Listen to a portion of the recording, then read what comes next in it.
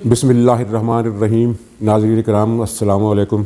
नाज़रीन, आज सेनेट के इलेक्शन के हवाले से कुछ बातें अर्ज़ करूँगा और इसी से मुतल्लक़ एक तकरीर है परवेज़ खट्टक की जो वज़ीर दिफ़ा हैं, वो ख़ासी ज़ेर बहस है और उसका ताल्लुक़ भी सेनेट के इलेक्शन से जोड़ा जा रहा है। अगरचे बाज़ लोगों का कहना है कि नहीं, वो एक ख़ास मस्ती के आलम में उन्होंने खिताब कर दिया, ये फ़िक्र उनके मुँह से निकल गया। ये बात भी हो सकती है क्योंकि PTI में माशाल्लाह ऊपर से लेकर नीचे तक सारे ही इस कैफियत से दो चार रहते हैं। एक मदहोशी की सी कैफियत है और जिसे भी आप देखें तो उसकी आंखें, उसके नैन मत भरे आपको मिलेंगे।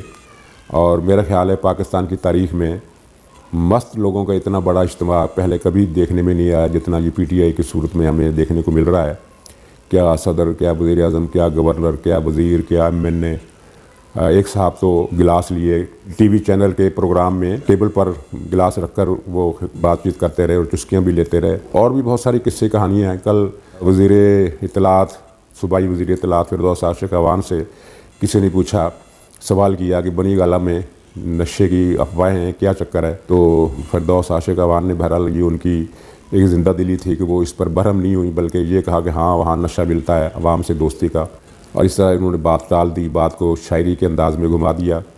लेकिन ये बात वो क्या कहते हैं कि मुंह से निकली और कोठों चढ़ी। और जहाँ तो मामला दीद और शुनीद का है, लोगों ने देखा है, तो ये बात भी हो सकती है कि परवेज़ खट्टक साहब अपनी पार्टी के दूसरे लोगों की तरह किसी मदहोशी और मस्ती के आलम में और ये बात कह दी उन्होंने कहा यह था कि अगर मैं चाहूँ तो इमरान खान की हुकूमत एक दिन में ख़त्म कर सकता हूँ, या अगर मैं ना चाहूँ तो इमरान खान की हुकूमत एक दिन भी नहीं रह सकती। लेकिन मैं ऐसा नहीं करूँगा क्योंकि उनके मेरे ऊपर, मुझ पर काफ़ी एहसानात हैं।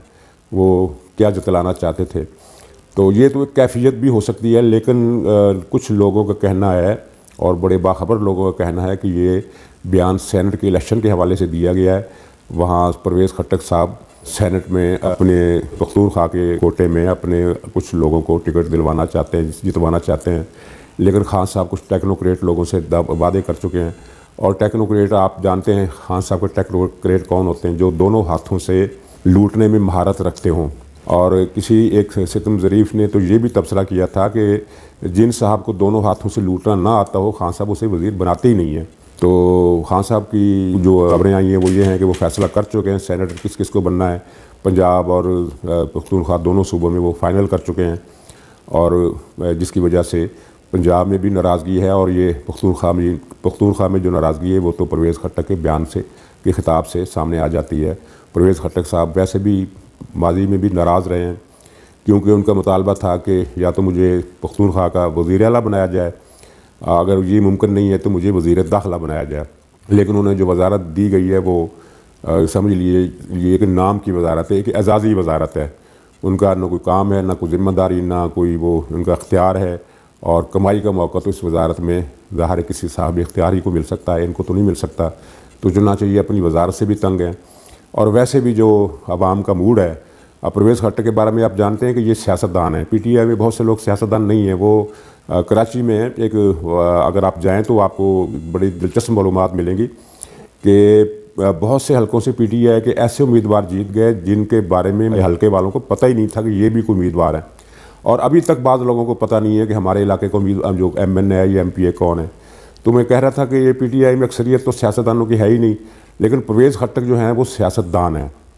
तो सियासतदान जो है वो देख रहा है, हर सियासतदान, जितने भी पार्टियों के सियासतदान हैं PTI समेत, वो देख रहे हैं कि अवाम में PTI का वोट बैंक ख़त्म हो गया है। और वो एक तो ये होता है ना कि जिस तरह माजी में होता है कि कोई पार्टी गैर मकबूल हो जाती है तो उसकी कुछ ना कुछ जो हार्ड कोर उसके सपोर्टर होते हैं वो मौजूद रहते हैं और चंद सीटें उसे मिल जाती हैं। अगर 50 सीटें नहीं मिलेंगी तो 10-15 तो मिल ही जाती हैं। लेकिन PTI के साथ मसला ये हुआ है कि इनका जो वोट बैंक है वो इस तरह ग्रास रूट से उखड़ गया है कि ये पाकिस्तान की अब किसी भी सीट से आप ये पेशगोई नहीं कर सकते कि PTI को उम्मीदवार यहाँ से जीत जाएगा। क्योंकि अपर क्लास किसी भी हलके में, कराची के एक हलके को छोड़कर पूरे पाकिस्तान में अपर क्लास का कोई एक हलका नहीं है जहाँ वो PTI को वोट दें और उसका उम्मीदवार जितवा दें। अपर क्लास और अपर मिडिल क्लास, ये दो तबके हैं PTI के वोटर, हार्ड वोटर। और ये किसी भी हलके में मेजॉरिटी नहीं रखते, चुनांचे PTI इनके बलबूते पर जीत नहीं सकती। और वो मश्क जो 2018 में की गई थी, अब तो उसका सवाल ही नहीं पैदा होता। पुलों के नीचे से पानी, बहुत सा पानी बह गया है। अब वो ज़माना वापस नहीं आ सकता कि दो हज़रात के आर्डर पर इलेक्शन के नतीजे तब्दील कर दिए जाएँ और वो सारी मश्क जो आपने देखी, उम्मीदवार उठवाए गए, अदालतों से नाअहल करवाए गए, सब कुछ बहुत सारा लंबा चौड़ा चक्कर है, बहुत लंबी कहानी है, वो अब दोहराई नहीं जा सकती। तो चुनाचे परवेज़ खट्टक सियासतदान के तौर पर ये देख रहे हैं कि अगला इलेक्शन में कैसे जीतूँगा। तो हो सकता है वो जहन में कुछ तय कर चुके हों कि मैंने क्या करना है।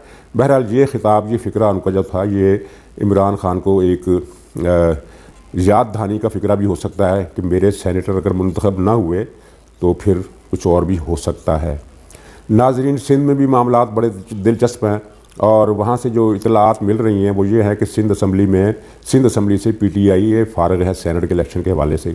मैं ये दावा नहीं करता कि ये 100% सही है, लेकिन नज़र ये आ रहा है कि PTI को वहाँ से जो हिस्सा मिलना चाहिए था वो उसे नहीं मिल रहा, ये तकरीबन यकीनी है।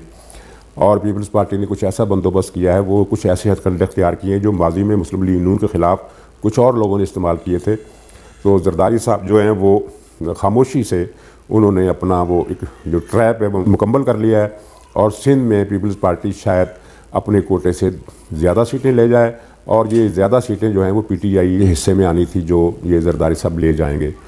पंजाब में आपके सामने सूरत हाल मौजूद है, आप उसको तबसरों में पढ़ चुके हैं और कुछ खबरों से भी जो चीज़ झलकती है वो भी आप तक पहुँची होगी कि पंजाब में PTI के 20 से 25 सरकान जो हैं वो इतने नाराज़ हैं कि उन्होंने ये तय कर लिया है कि वो सेनेट के इलेक्शन में खान साहब के उम्मीदवारों को वोट नहीं देंगे।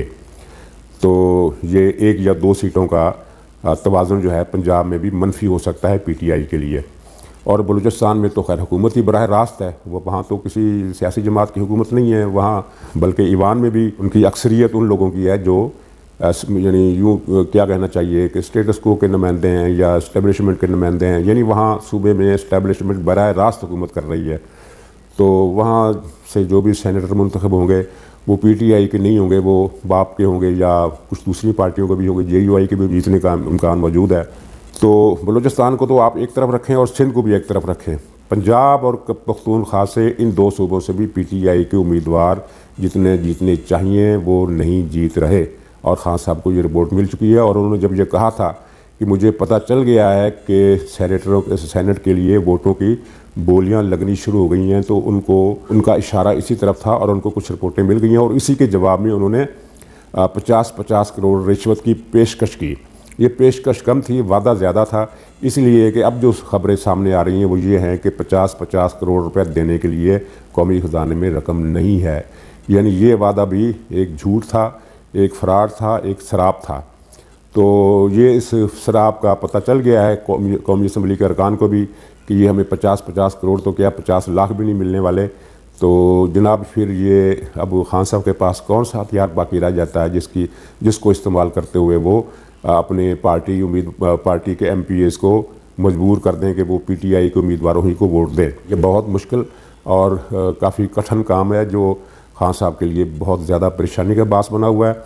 और ऊपर से जो खबरें आ रही हैं कि जरदारी साहब ने किसी हद तक नवाज शरीफ को तो कायल कर ही लिया है, मौलाना फजल रहमान को भी किसी हद तक आमादा कर लिया है। कल का जो बयान था मौलाना फजल रहमान का, परसों का, उससे ये झलकता है कि वो तहरीक अदम एतमाद के बारे में अपने पुराने मौक़िफ़ से रुजू कर चुके हैं और ज़ाहिर है ये रुजू उन्होंने बैठे बैठे नहीं कर लिया, जरदारी साहब ने उन्हें कन्विंस कर लिया है कि तहरीक अदम एतमाद के लिए मेरा खेल जो है वो काफ़ी साउंड है और मैं कच्चे दाव इस्तेमाल नहीं कर रहा, ग्राउंड ब्रेकिंग मैंने कर लिया है और होमवर्क कर लिया। उसके बाद ही मैंने ये बिलावल के ज़रिए बयान दिलवाया था कि तहरीक अदम एतमाद को हम कामयाब करेंगे। और जब बिलावल ने यह कहा था कि मुझे उम्मीद है कि हम इत्तेहादियों को कायल कर लेंगे, तो उससे भी ये अंदाज़ा होता था कि कायल करने का कुछ ना कुछ काम वो बिलावल साहब पहले ही कर चुके हैं या पीपल्स पार्टी के दूसरे लोग कर चुके हैं। और अब इस तरह की अलामात सामने आ रही हैं जिनसे अंदाज़ा होता है कि PDM के लोग किसी हद तक या बड़ी हद तक कन्विंस हो गए हैं कि तहरीक अदम एतमाद लाई जाए। लेकिन इसका मतलब ये नहीं है कि बाकी ऑप्शन जो हैं वो तर्क कर दिए जाएँ। इस्तीफ़ों का ऑप्शन तो तकरीबन फ़िलहाल वो अपनी जगह पर पेंडिंग पड़ा हुआ है। वो अगरचे मरीम नवाज़ ने कहा था कि इस्तीफ़े भी दिए जाएंगे, लेकिन मेरे ख्याल है कि अब इस्तीफ़ों का जो ऑप्शन है वो आखिरी है और उससे पहले ये ज़मीनी इलेक्शन, सेनेट के इलेक्शन और लॉन्ग मार्च और जलसे जुलूस वगैरह का जो ऑप्शन है वो इख्तियार किया जाएगा। और इस दौरान किसी भी वक्त तहरीक अदम एतमाद की खबर भी आपको सुनने के लिए मिल सकती है। नाज़रीन खुदा हाफिज़।